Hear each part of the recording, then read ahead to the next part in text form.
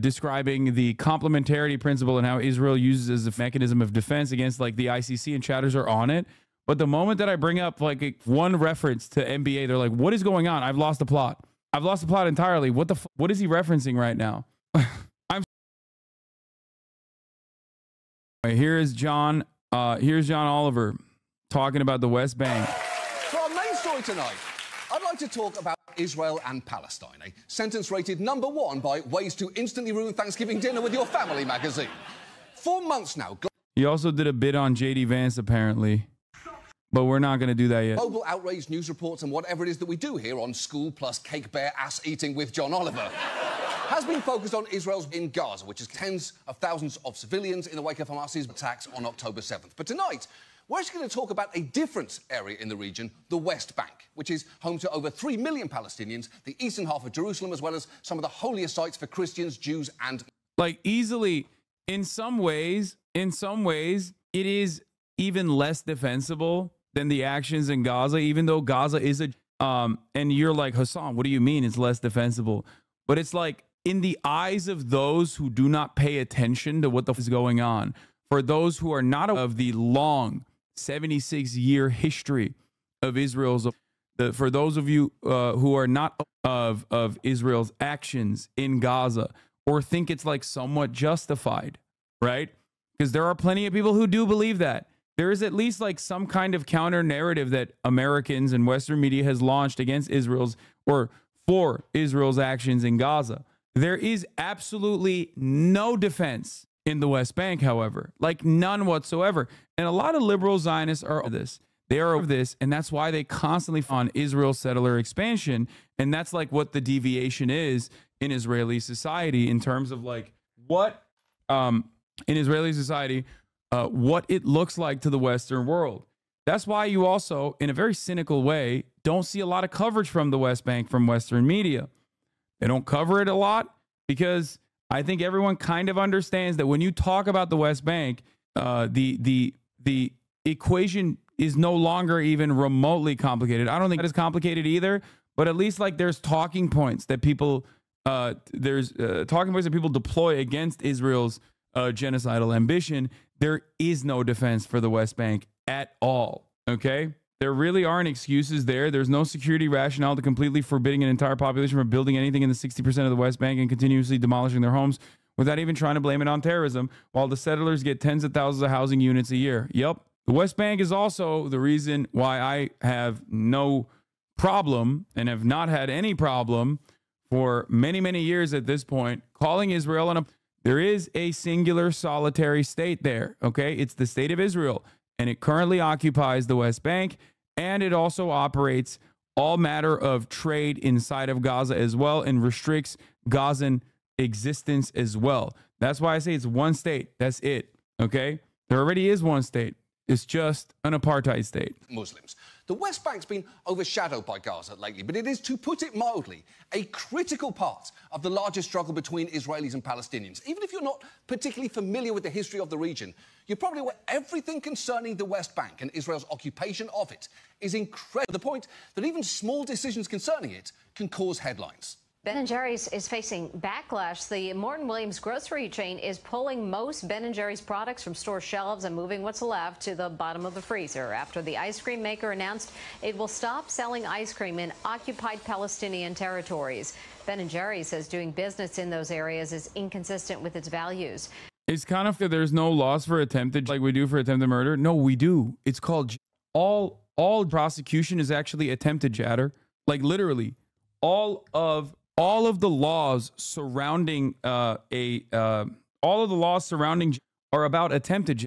Attempted is, it doesn't have to be like a perfect 6 million number. You know what I mean? It doesn't have to be like a significant proportion, like the entire proportion of the population. Like that's why what matters is genocidal intent, and Israel certainly has demonstrated that time and time again. What the? It won't. Oh my God, my Nest literally won't turn on. Critics of the move say it does not move the peace process.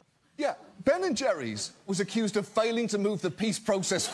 Which, to be fair, doesn't seem like something an ice cream can really do. How can ice cream solve world peace when it can't even do a decent SpongeBob? You'd think a yellow square with eyeballs would be easy to pull off, and yet the reviews online for those SpongeBob pops are just a nightmare after nightmare after certifiable nightmare.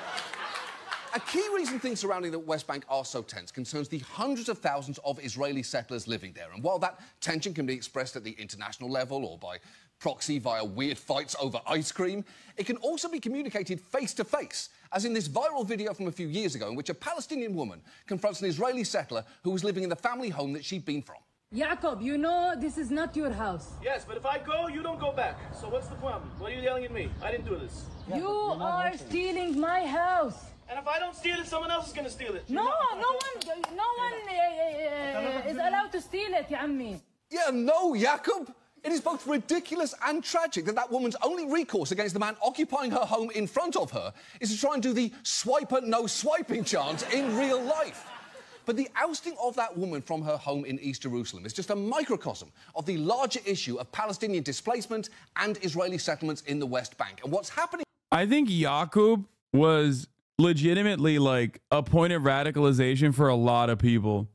Like, I think he personally caused a ton of people to understand the situation instantly. Like, in that very moment, guy from, like, I think it was like Brooklyn or Long Island, just straight up sitting in the, like, dwelling unit of a Palestinian home and being like, if I don't take it, someone else will. It's like, nope. Everybody understood what the fuck was going on there. New Jersey. There is important to understand, both because it's inextricably linked to the fate of any possible peace process and because things there have recently gotten exponentially worse. So, given that, tonight, let's talk about the West Bank settlements, how they came to be, who's living there, and what their presence means for everyone in the region. And before we get to where we are now, let me just give you a way too quick summary of how we got to this point. Very basically, Israel was founded in 1948, fulfilling the long-held hopes of the Zionist movement at a time when Jews were reeling from the collective traumas of persecution and in the Holocaust. It was established through what Israel calls the War of Independence and what Palestinians refer to as the Nakba, or catastrophe. 700,000 Palestinians suffered their own collective trauma when they fled or were driven out of their homes amid violence and, in some cases, massacres of entire villages. Some ended up in neighbouring countries as refugees, while others settled in the part of Palestine now widely known as Gaza and the West Bank. For decades, there were significant tensions between Israel and its neighbours, and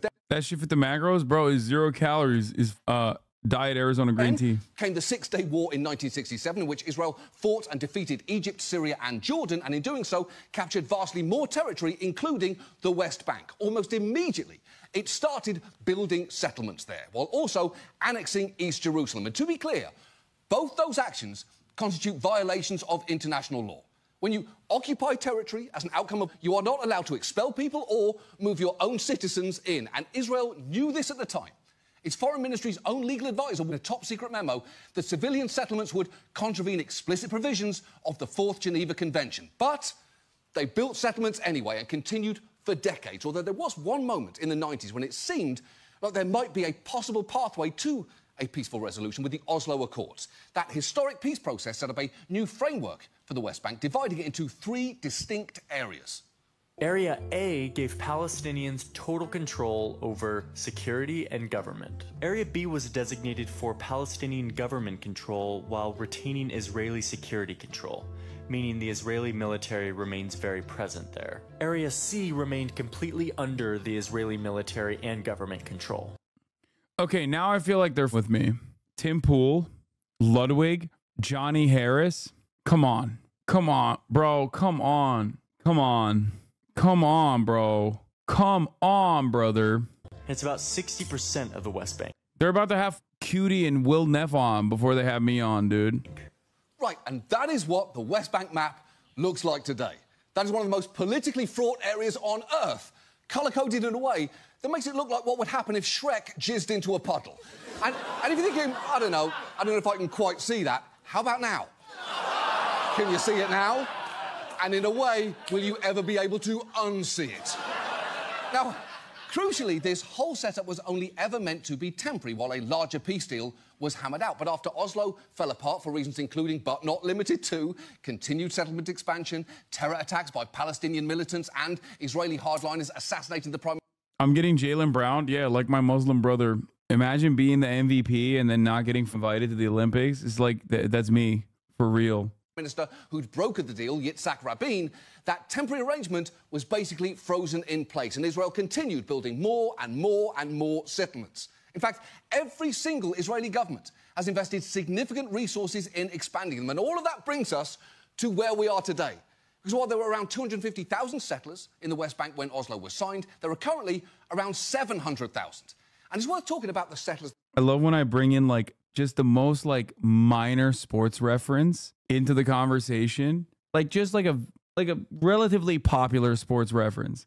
Jaylen Brown was snubbed in the Olympics pick. Okay, like that's it. He was the Finals MVP, pretty good player overall, and I guess like he wasn't he wasn't like matching up with the team comp, and he was overlooked. And they brought in another teammate. What is it, Derek White? Because he would be a better role player as opposed to JB. And the thing is like, it's not that like crazy of a sports reference. It's a pretty obvious one. Imagine taking Tatum instead, then benching him. Okay, anyway, so it's basketball reference. It's Olympics, it's basketball, it's Team USA. It's like a super obvious thing that I don't know. It's like the lightest reference you can make to sports, and chatters are like, "What the?" I can explain, like, I will explain like investigative reporting from Israeli media from months ago in terms of like describing the complementarity principle and how Israel uses as a mechanism of defense against like the ICC, and chatters are on it. But the moment that I bring up like one reference to NBA, they're like, "What is going on? I've lost the plot. I've lost the plot entirely. What is he referencing right now?" I'm so confused. Can someone help me, please? I don't understand the references he's making. It seems like he's speaking a different language. This is why I always say we are not the norm in this community. I hope you understand that, chatters. Okay? We are so far from the norm. We are a very unique community. I love this community. I'm very fortunate to have a community like this that's passionate, educated, interested in global affairs. But like, if you ever, even for a brief moment, thought that we would be broadly representative of like the broader electorate of like American society, the median voter, anything like that, let me tell you, okay, we are not. Anyway, let's continue. Themselves, because when you think of them, you may envision someone like the blundering guy you saw earlier, or hardliners on an ideological mission to claim the Holy Land in the name of the Jewish people. But that is not the whole picture. In fact, 70% of those who live in the West Bank are so-called quality of life settlers. And I will say, the way they describe their communities does make them seem very attractive. Spend 10 minutes in a settlement today, and you sometimes feel that you could just as easily be in a New Jersey suburb. Clean roads, big houses, quality parks, good schools, close-by shopping, a university. You ask people why they moved out here, and instead of the original mission to push forward the Israeli state, you hear things like a very good educational system. So there's a very nice country club. We wanted to be able to have a bigger place. It's a great place to raise kids. We were looking for a Jerusalem suburb that we could afford, that was a manageable commute. The quality of life is so much better. It has nothing to do with politics. Well, hold on. It has nothing to do with politics? I'm sorry, but it very much does. Just because it's a nice place to live doesn't make it any less illegal under international law. It's not like the Geneva Convention says... Guys, they were just looking for living space. How do you... Wait, hold on. Living space, German translation. How do you say living? Leben. Raum. Huh. Wait, hold on. Interesting. Wait, Lebensraum? You know, just learning German with HasanAbi. It's like... I can't, where did I, Lebensraum, not Lebensraum. Okay, well, it's just like, where did I hear that before? I'm trying to remind myself where I heard that historically.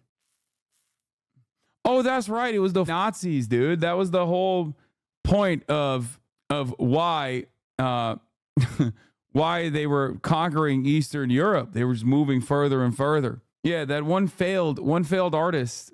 He was really about that lifestyle. Anyway, let's continue. Occupying power shall not transfer parts of its own civilian population into the territory it occupies unless there's, like, really convenient shopping and a super manageable commute to Jerusalem. Also, part of the reason settlements can be so pleasant is because the Israeli government wants people to move there. Life is massively subsidised in the settlements, with the government spending more per capita on things like education and infrastructure in them than it does within Israel itself. In recent years, Israel's housing ministry has even offered subsidised apartments in the West Bank through a lottery system. The whole settlement project has been massively encouraged by the Israeli government to such a degree that it is hard to argue that living in one is an apolitical choice. Building on stolen land is an inherently political act. It is also, by the way, copyright infringement, for what it's worth. Now, the Israeli government will say that it doesn't officially support all settlements. Its official line is there are two different kinds, so-called legal, approved settlements and outposts created by rogue settlers that are illegal under Israeli law. But for the record, under international law, both of them are illegal. And also, Israel frequently offers all manner of resources to the so-called illegal outposts too, providing them with military defence, access to public utilities, and sometimes even retroactively legalising them. So, as this Israeli critic of the settlements points out, the line between the two types can get pretty blurry. Settlement and outpost. Right. What's the difference? Well, usually settlement refers to Israeli settlements which are officially approved by the Israeli government, and the Israeli outposts are Israeli settlements which had been built also by the Israeli government but without official approval. Right. Settlements and outposts are nominally different but can look strikingly similar, kind of like Helvetica and Ariel, or Jessica Chastain and Bryce Dallas, or this show in a civics textbook that someone's drawn a bunch of penises on. We're both basically just charts plus dick jokes. But some settlers will insist that none of this matters because all they're really doing is building in an area that no one's using. I actually know for sure that we came here, we did not take anybody's land. Because we saw that there was nobody here. No, it was the whole... You mean this hill? What's a hill? Nobody around it, nobody was using it, nobody was... No, totally. OK, but it doesn't matter if anyone was using it. If it's not your land, you can't just take it. Also, that's a lie, like, objectively. That's it. That delusion is at the heart of a land without people for a people without land. Like, the pivotal Zionist momentum stems from a historic inaccuracy that led to a historic wrongdoing, right? And I do know that is hard to take from someone using this particular accent, but there is a clear difference between property that nobody is using and property that nobody owns. It's why we call those big things outside of stores parking lots and not help-yourself car buffets. But while that argument is clearly ridiculous, it also speaks to Israel's larger strategy in the region, because one of the official means by which Israel takes land there is by claiming that if land hasn't been cultivated within the prior 3 years... Guaranteed no one is using every room in Hasan's house every day. When am I moving in? Yeah, it doesn't work like that. That's the difference between, like, squatting and, like, you know, breaking and entering. That's the whole point. I know that, like, Republicans try to make it seem like squatting, for example, is the same as breaking and entering, but it's not. There's a legal distinction for these two things. It can be declared as state land, and some of its tactics seem designed to ensure a lack of cultivation, as settlers have driven Palestinians off their land through violence or intimidation, and also it can be hard for Palestinians in the West Bank to build or cultivate in the first place due to the opaque permit process there, as this man patiently explains. Israelis, I've heard, would say, well, the land is unused anyways, it's on the top of the hills. Yeah, that's that's a good excuse, but why we are not allowed to use it? Right. And he's not exaggerating there. Israel controls building... Be so for real, your house is in a mansion, you're normal upper middle class? No, I'm not normal upper middle class. Come on, dude. Like... permits in the West Bank, and by its own admission, it rejects over 95%. Like, my house is definitely... My house is definitely the average house in, like, North Dakota, size-wise. It's a big house still, and it's very big for Los Angeles, West Hollywood specifically.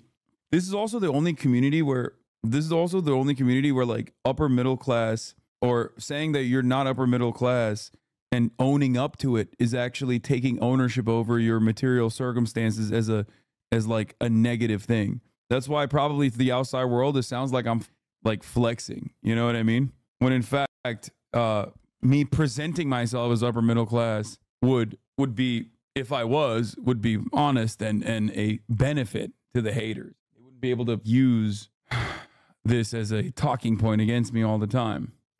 Of Palestinian permit requests. So it's not that Palestinians don't want to use the land, it's that they're frequently not allowed to, which is different. It's the same way that it's not that J.D. Vance doesn't want to help you move, it's just that he's not allowed within 50 feet of a three-piece sectional. It's not his choice at the end of the day. And what this means is that even as Israel has been heavily incentivizing construction for Israelis in the West Bank, when it comes to Palestinian homes, this is what's been happening for years. Authorities have ordered hundreds of Palestinian homes to be demolished because they were built without the proper permits, which are almost impossible for Palestinians to get. They cost thousands of dollars, can take years to process, and rarely get approved, which means Palestinians... Can you stop making this about yourself? Kind of tiring and Dude, it's crazy that you're trying to do an ad break by making it about yourself. Like, that's crazy. Put the Rolex in the bag. Yeah, just instead of the fries in the bag. Like, yeah, at the top of the hour, this chatter came in hot. Take an hour off. The rest of you will take 3 minutes off unless you subscribe. Shut the fuck, put the ad break in the bag. Okay, here it is. Here's the 3-minute ad break in the bag now. Often end up building illegally. Yeah, of course. And that is shocking even before you get to the brain-searing hypocrisy of Palestinians in the West Bank being told that their homes are illegal. It's like getting called a hot mess by the Hindenburg. Hey, I'm not taking that from you in particular, you gassy bitch.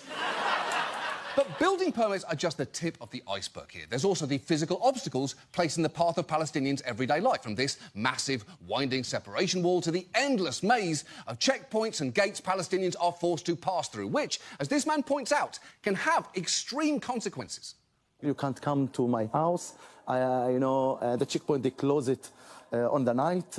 It's only Sunday, Tuesday, and Thursday, 1 hour in the morning and 1 hour in the evening, we are allowed to pass the checkpoint. No visitors, no ambulances, no kindergartens, no schools, no jobs. If there's an emergency, what do you do? Nothing, die. Holy... Look, in some situations, all you can do is just sit there and wait to, like if you're stranded on a desert island or travelling on a Boeing airplane. But death shouldn't be an inevitable outcome just because you happen to live behind an Israeli checkpoint. These checkpoints are they also do have places that ambulances can reach, but in the West Bank routinely have a protocol in stopping ambulances from reaching Palestinians. Again, it's the most evil shit you can imagine. Will regularly, with armored personnel carriers and military vehicles, will stop ambulances, like will stand in front of them to stop them from reaching Palestinians in the West Bank. Nightmare. Palestinian women trying to get to hospital to give birth have been delayed at them so many times. There have been dozens of documented roadside births, as well as cases of maternal and infant deaths. And these delays and inconveniences can be deliberate, as settlements are sometimes strategically placed to cut Palestinian communities off from one another. One outpost, placed in a commercial hub, openly declares on its Facebook page that the intent of its location is to disrupt contiguity between 3 Palestinian villages. And the way certain Palestinians are fenced in can get truly absurd. Garib's home said... Wait, that's horrible. Why would they do that? Don't ambulance calls, usually very time sensitive. Thank you, Neek Skit, for once again coming in with a phenomenal take. Yes, think about it. It's because they want to people. They want to make them suffer for the crime of being Palestinian. My favorite chatter. Sits on his ancestral land, surrounded by this imposing metal fence, a house within a cage, encircled by Israeli settlements. His 11-year-old son, Sabri, was detained for 6 hours when his football rolled near the settlements. Sabri just grins with youthful bravado, claiming he wasn't scared. You get scared? But I was, his sister pipes up. Yeah, I bet she was. And everything about that is bonkers, from the idea of living in a house almost completely surrounded by a military fence to a childhood that includes the possibility that a stray football could land you in detention for 6 hours. And what on earth is the point of detaining an 11-year-old for 6 hours? What are you really hoping to get out of questioning him? An answer to what roadblocks is or are? Because believe me, that is all they talk about.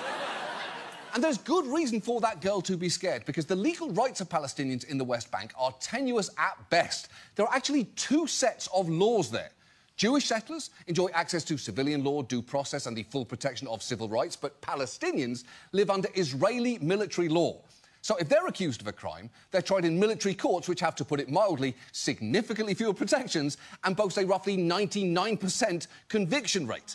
And that clearly separate and unequal two-tier justice system means Palestinians also have little recourse when they're the victims of a crime, because despite both Israeli and international law saying Israeli soldiers have an obligation to protect Palestinian residents of the West Bank, in practice, when it comes to attacks by settlers on Palestinians, there has been a history of silence, avoidance and abetment by Israeli officials. In fact, when an Israeli human rights group looked at more than 1,600 cases of settler violence, it found that just 3% resulted in a conviction. And look, I am not a lawyer or a statistician, despite looking like what you would get if you smashed those two jobs together with a particle accelerator. But even I can tell you, 3% is too low.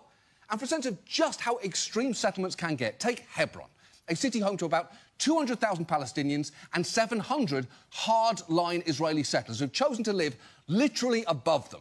Life in Hebron is full of constant reminders about whose safety is prioritised. Just over a year ago, a remote controlled, reportedly for crowd dispersal, was installed above this checkpoint. So it's pointing to Palestinian area. Yes. Palestinian authorities have had to build an overhead fence to catch rubbish and projectiles thrown down by settlers. So the Israeli settlers live up here? Yeah, they live here, and they throw everything down. 12 shops are closed. The settlers, they attack Palestinians without any kind of accountability. How does it make you feel to see this? I feel very sad. From the most beautiful market to closed shops, an outpost, and it, for me, it illustrates the Israeli immigration system. Thailand. Someone from the settlement above has thrown a beer bottle at Issa's head. This level of comprehensive coverage from John Oliver is amazing, because this is reaching out to a massive audience of liberals. I think this, like, at this point, and there are, of course, still plenty of people who are simply not paying attention to what's going on, but I think that this will legitimately cause a lot of liberals to think differently about the situation. You okay, sir? You okay? I got the beer, I think, or maybe... Did it cut you? That is terrible. And I'm not sure which part of that situation seems less livable, saying hello to the barrel of a remote-controlled turret every day, or the constant weather forecast of cloudy with a chance of tetanus. And settlers will argue that they live in constant fear of violence. And it is true that over the last 16 years, 150 Israelis have been by Palestinians in the West Bank. Though it is worth noting that in that same period, more than 10 times that many Palestinians were by Israelis, the vast majority directly by Israeli security forces. But maybe the clearest illustration of the impunity some settlers feel is the practice of so-called price tag attacks on Palestinians, which are ostensibly acts of revenge, but can be utterly indiscriminate, as this settler calmly explains. Can you explain to us what these price tag attacks are, what they mean? After Arabs, Jews, and anything wrong that happened, we showed that we won't stay in quiet. It has a price, and it's called price tag. And it could just be any random Arab, doesn't matter whether they were involved or not? No, it doesn't matter, because they sit here, because they believe it's theirs. They're all involved. And for you, that's guilty enough, just being here. That makes them guilty, yeah. Yeah, that makes them guilty. Wow, it is a little jarring to hear someone say something so wildly disturbing in such a sedate manner. Dude, that's like, put that on the leaderboard for Israelis are the Zionist project's worst enemies category. Once again, not even remotely different to the, I mean, in some ways much worse, but totally on the same wavelength as the Israeli couple that was like, no politics, no politics, no politics, immediately turning people against whatever cause they wanted to whatever cause they wanted the other people to advocate for. She's advocating for random violent hate crimes there, but doing it in the ultra-relaxed tone of a yoga instructor on horse tranquilizers. It is a truly horrendous situation. And as that Israeli expert that you saw earlier points out, there's actually a term that describes all this. When there are two groups that live in the same territory and they are officially separated in terms of political, economic, and legal rights, and the key to this separation is completely arbitrary, whether you were born to an Arab mother or not, what would you call that? If it smells like apartheid, looks like apartheid, sounds like apartheid, then it's apartheid. He's right. Although, real quick, if it smells like apartheid, does apartheid actually have a smell? Because I'll be honest, until now, I was pretty sure it had only produced the one kind of musk. But he's not alone in that assessment. A former head of Israel's intelligence agency, Mossad, has said, in reference to the West Bank, there is an apartheid state here. And this former general has called the situation total apartheid, adding the standing by, looking at the settler rioters, and is beginning to be a partner to crimes. And at this point, we should probably talk about the US's role in this whole situation, because it is considerable. By the way, there is literally a sting to the apartheid. I don't think John Oliver will get to that, but that's like another one of the many insane crimes that Israel commits on a daily basis, which is the cannons. Not only are the Israeli settlements in the West Bank specifically positioned on top of hilltops for, obvious reasons, as though they have strategic positioning over what you just saw in the Palestinian areas. And as a consequence of that, they oftentimes will dump their trash directly into Palestinian residences. It's used as a vantage point. It's also a way to just basically dump their sewage into Palestinian areas. But the Israeli occupying force also has skunk spray that they spray Palestinian homes with. Literally, they do that as well. America opposes settlements officially, but very much soft pedals its criticism of them, as both Republican and Democratic presidents have referred to them as illegitimate. Yeah, skunk waters are now actually used on anti-government protesters inside of Israel, too.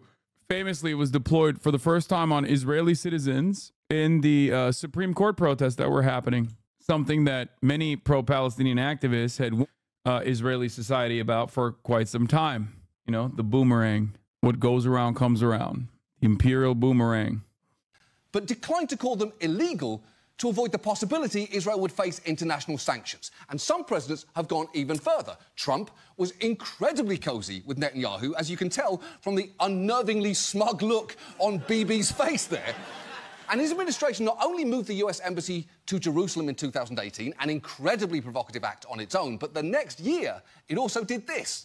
In a major change of foreign policy, the Trump administration said it no longer considers Jewish communities built on Palestinian lands known as settlements to be against international law. The announcement made by Secretary of State Mike Pompeo. Calling the establishment of civilian settlements inconsistent with international law hasn't worked. It hasn't advanced the cause of peace. You know what? It turns out Mike Pompeo and I actually agree on something. The status quo hasn't worked. I just think we might disagree on what to do next. It's one of the many things that we seem to disagree on, along with what he should have named his book, because in my opinion, Never Give an Inch sounds like the autobiography of a micro-penis, but Mike clearly feels differently. But it's not just government support. Wealthy American individuals have funneled hundreds of millions of dollars into settlements, and it's worth noting, many of Israel's strongest advocates aren't Jewish individuals or groups. They're actually evangelical Christians. Okay, like this man, John. Pastor John Hagee, who has done more than you might expect. Pastor Hagee, bro, he's doing. This is literally 30 minutes.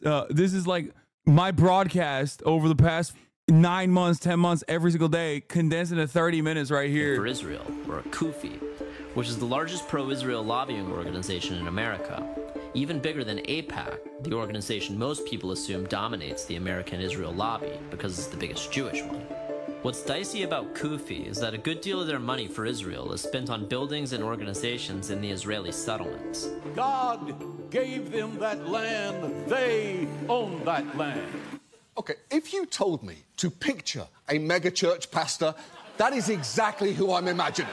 Slicked back silver hair, headset mic, looking like an elderly Chris Farley in Easter pimp drag. That is on-the-nose casting right there. And interestingly, the reason many evangelicals are so invested in Israel is they believe Jewish people being in that region is one of the prerequisites for their vision of Armageddon. When that day comes, the thinking goes Christians will be raptured, and I'll let this man fill you in on what he thinks happens to Jews in Israel. 2,000 years of blindness is going to come peeling off the Jewish mind. And those of us that have been caught up in the rapture and come with Jesus here to... Oh, because the Christians have been raptured out. All who are born again will have been raptured. When Jesus comes, we'll be caught up to meet him in the air. Yeah. And then we will come with him to the Mount of Olives. And so we're going to be watching this whole panoramic thing unfold as the Jewish people turn to their Messiah. We're going to be converting people by the hundreds of thousands during this time. It's going to be the best of times and the worst of times. Yeah, that makes sense. Apparently, evangelicals will grow Victoria's Secret angel wings, flap up to Jesus, and sit with him in his Lisa Frank ball and smugly watch as Jews realise how wrong they've been. And look, on one hand, I get why some in Israel might encourage this. There is a cynical utility to taking idiots' money. But someone expressing anticipation for the day 2,000 years of blindness come peeling off my mind might make me want to keep a certain distance from them. And yet, watch as Hagee a few years ago introduced a special guest star to his followers. Would you please welcome my friend and Prime Minister of Israel, Benjamin Netanyahu. Thank you, Pastor Hagee. You are always there for us. We have no better friends on earth than you. I mean, Gilad Ardan, which was the UN ambassador, in the midst of like wearing a yellow Star of David to the UN to be like, not letting me Palestinian babies is just like, made time to go and visit Hagee in America. John Hagee has also talked about how Hitler is Jewish and how it was wonderful that Hitler did the Holocaust so that the Jews could, you know, find Israel. Also, this is my tres leches cake that I made yesterday. I'm going to do my first attempt at taste testing it in between this coverage real quick. Here's the bottom of it. It looks very moist. Oh my God. God damn, I whipped this dude. Oh. And no one believes this is your first time tasting it? No, I waited. I waited for a whole day for it to really settle. This is literally the first time I'm tasting it. It's so goddamn good. 3 milks, baby. The best number of milks. No better friends. You know what? I guess that makes sense. Some friends drive you to the airport. Others see your suffering as their ticket to getting Christ blasted by a flying rapture Jesus. Friendship does take so many forms, doesn't it? And in recent years, everything I've shown you has only gotten worse. In 2022, Benjamin Netanyahu, in order to hold on to power, formed a governing coalition by allying with leaders of far-right parties, creating the most right-wing government in Israel's history. He put extremist politicians, some of whom are settlers themselves, in major positions of power. His current finance minister, Bezalel Smotrich, openly advocates for Israeli annexation of the West Bank, and his minister of national security is Itamar Ben-Gvir, who not only lives in Hebron, you know, the fun place with the flying bottles and remote control machine. He's also been convicted of incitement to and supporting a terrorist organisation. All this was a huge win for hardline settlers. By the way, I know all of you, many of you know this, but we have a bigger audience right now that might not be privy to this information, but Itamar Ben-Gvir, also known as Israeli Peter Griffin, is literally so that the same government that we were just talking about that carries out all this, okay? The same government, like the Israeli apartheid government was like, you're to join the military. It's not just, like, it was the Israeli government itself that declared him to be a terrorist supporter. Like, you are something different when, like, the most country is like, you're too for us, big dog, we can't do that. Settlers. Just listen to this Israeli soldier gloating to Palestinians in Hebron about what Ben-Gvir's ascent would mean. הולך לעשות פה סדר במקום הזה. איך סדר? הולך סדר, לעשות סדר בכל האזור הזה. זהו, אין מה לעשות. איך הוא יעשה? זהו. אין, אכלתם אותה. זהו. נגמר עם כל מה שאתה עושה פה, כל הבית זונות שאתה הולך לעשות. מה אני עושה? נגמר. אני עושה משהו נגד החוק? אתה עושה הכל נגד החוק. אני קובע מה החוק ואתה עושה פה נגד החוק. Wow. I decide what the law is and your actions are illegal. That is a bold attitude. It's the sort of thing an American cop would only be comfortable tattooing above their sleeve line. So, Things were already getting bad, and then the appalling attacks of October 7th happened. And since then, things have gotten considerably worse. Israel imposed even tighter restrictions on Palestinian... Funny that he said that about American cops because the IDF does train American police forces post 9/11, just saying. ...movement in the West Bank, with checkpoints increasingly closed and many work permits cancelled, making it impossible for many Palestinians there to make a living. Meanwhile, attacks on Palestinians have only spiked from where they were already at historic highs, to the point that the UN's found at least 19 entire Palestinian communities have been displaced as a direct result of settler violence since October. And in the midst of all of this, Smotrich declared nearly 4 square miles of Palestinian territory to be state land, the single largest land grab since the Oslo Accords. Is it any wonder that Israeli security chiefs of the West Bank could be on the brink of a major eruption of violence? And when you take all of this together, you do begin to understand why so many Israelis and Palestinians have despaired of ever achieving a two-state solution. And the thing is, as this settler pointed out nearly a decade ago, for many of them, that is basically being the whole strategy. You can basically kiss the two-state solution goodbye. It's not going to happen. We're going to continue to move in there, and eventually we are going to have more Jewish communities there, more Israeli... That classic Middle Eastern language and accent.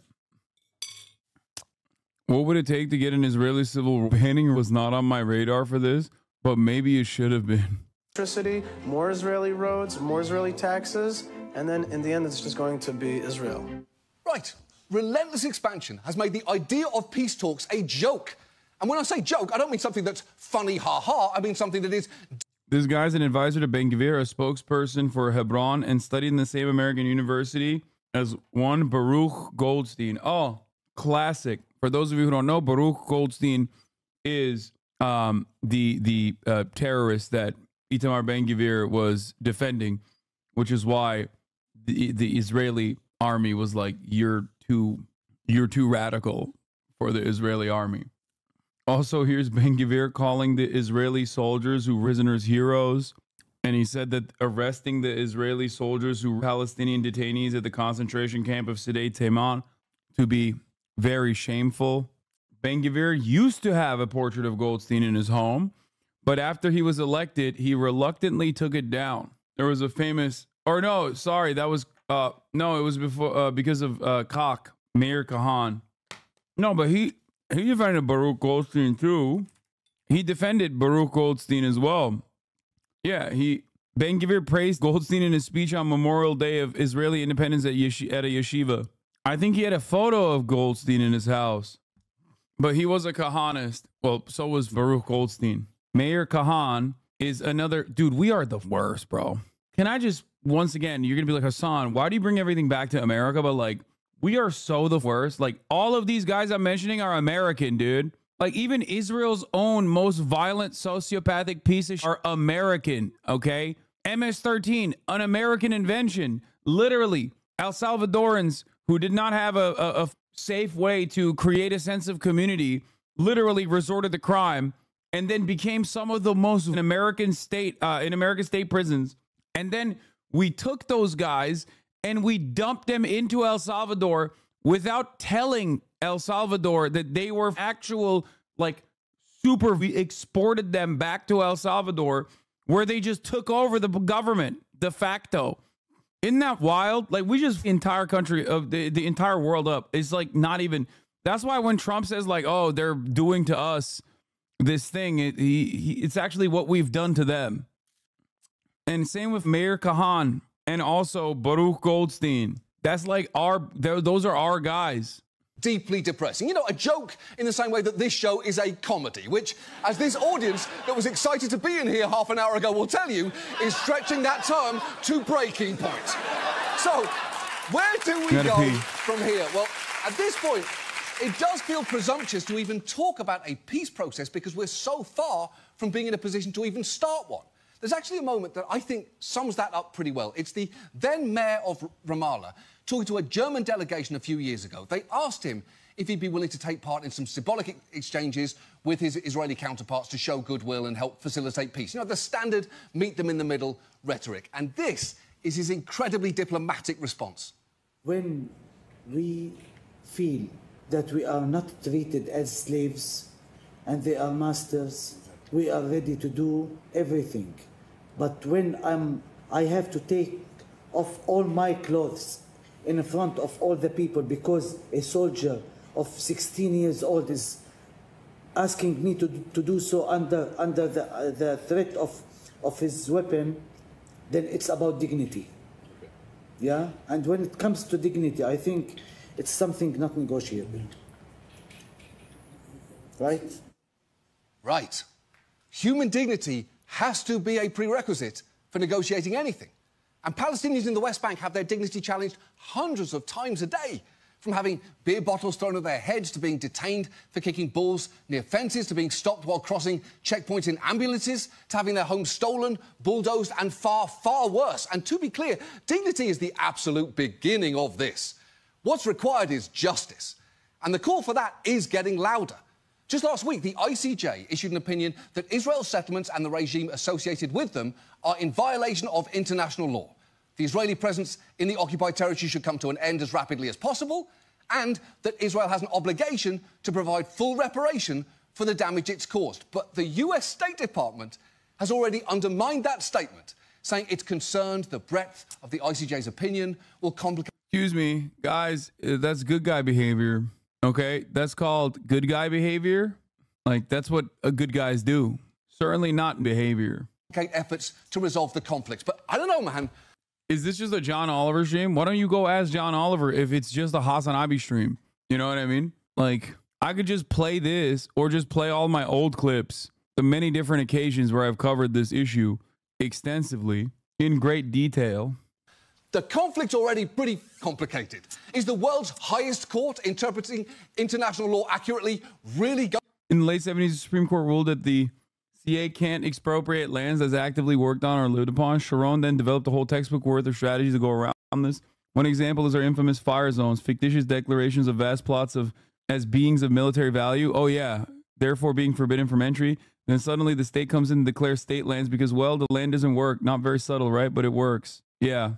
This is how they expropriated 1,270 hectares in Akraba from fire zone 902 recently, where in 1972 the military infamously sprayed entire fields with toxins to prevent Palestinians from working the land and expropriated it. It's the same thing that's happening with Masa Feryata in the firing zone in 918. First, forbid Palestinians from working the land, then take it from being unworked. Largest land grab since Oslo, only beating the record set a few months ago with 800 hectares. Going to make things any worse? Look, a phrase that gets brought up a lot with regard to Israel is never again. An anti-slogan often invoked in memory of the... It's always been open to two interpretations. There's the one that means this must never again happen to the Jewish people, and the one that means this must never again happen to any people anywhere. And in the West Bank, as in Gaza right now, it's pretty clear which one the Israeli government has favoured, and especially as long as Netanyahu is in power. He is clearly going to do whatever he and the worst people around him wants. But the US doesn't have to continue to abet that or cover for it. And the thing is, we do have levers at our disposal here. We could put conditions on the billions in military aid we send to Israel. We could stop vetoing UN Security Council resolutions critical of the Israeli government's actions, which we've been doing for decades now. And we could say what is plain for everyone to see. These settlements aren't just illegitimate or even just illegal. They're immoral. And not only should we say that, we should then act accordingly. And I know the bar here is incredibly low. But I guess at the very least, I just want my government to have the moral backbone that's been shown by Ben and Jerry's. Please, just try not to get morally outflanked by the makers of Impressively Fudged. That cannot be too much to ask. Oh, I had a stomach cramp. I got an ab cramp. Pretending Netanyahu's the problem is a pro-Israel scapegoat manure. Come on, bro. He just literally spent the entire 30 minutes. He spent the entire 30 minutes like literally ripping into Israel by correctly addressing what Israel has done, which is unexpected from such a massive audience. No, up, get up. No, up. No, Kaya. It's no secret things have escalated exponentially under Netanyahu, even if the problem is much deeper. Yeah. Anyway, I like that this guy said, I was very disappointed to see John Oliver use the version against the Jewish state is one of the most harmful and hurtful forms of anti-Semitism. It's so surreal that this is happening. This person literally has the purple, which I suspect is for standing together. Like, this is most likely, I mean, they're followed by the debt collective. Like, this person is probably like a very progressive person, which blows my mind.